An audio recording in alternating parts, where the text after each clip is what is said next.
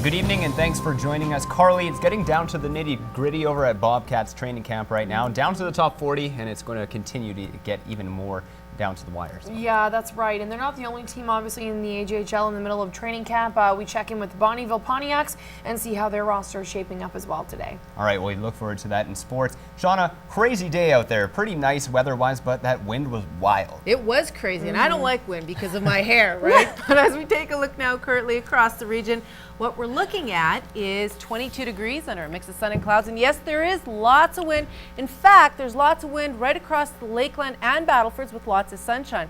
Why is there so much wind? I'll have your full weather forecast coming up a little later on. Several oil patch workers were sent to hospital yesterday afternoon after being exposed to chemicals while not wearing the proper protection. The incident happened at around 1:15 at an abandoned Bonavista energy well 7 kilometers north of Lloydminster. A spokesperson for Occupational Health and Safety says 5 workers from Concord Well Servicing were removing components from the well when it started to gush solvents and oil. The workers tried to shut in the well, but they were not wearing the proper protection normally required for such a job. Rescue and ambulance crews were called out and the Concord workers were taken to the Lloyd Hospital with unknown injuries. Occupational Health and Safety has issued a top order and is investigating the incident. And a spokesperson from Concord said that from Concord Well Servicing says the men were checked and released from hospital. They've now been cleared to return to work. Back to school shopping is kicking into high gear in the border city. While the standard pens, paper, and binders are still classroom staples, more high-tech gadgets are becoming increasingly popular for students. Gone are the days where back-to-school shopping consisted of picking up a few pens and a whack of loose-leaf paper. Now it seems that students are heading back to class accompanied by the latest in technology. We definitely see a lot more parents investing in computers for their children and going that way, right? And some of the schools are requiring laptops as basically your necessities to keep going on with your education. Gray says it's not uncommon for parents to buy laptops for kids as young as 12 years old. But you don't have to go all out for the youngsters.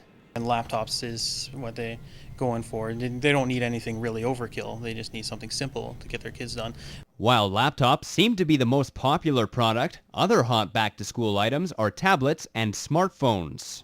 Tablets are fantastic because you can do notes on them, and there's certain little applications that you can do to help you with education and learning and whatnot. Smartphones have been helping kids a lot lately, just keeping organized, keeping tabs. Like, you're going to see a lot more kids and just people in general carrying these just because they're gotten so much cheaper and so much more convenient to use. So it appears that as technology continues to evolve, so too will the art of back-to-school shopping. With a long list of littles waiting to be matched, there's no time like the present to mentor with the Big Brother and Big Sister program.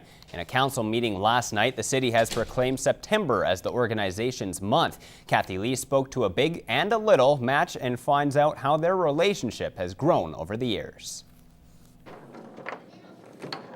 According to Kim Davis, she says her big sister is more than just someone she's been matched with through the program. She's more like an older sister, I think, than a big sister. Having been partnered while in her teens, Davis says her big has helped guide her through the rocky stages.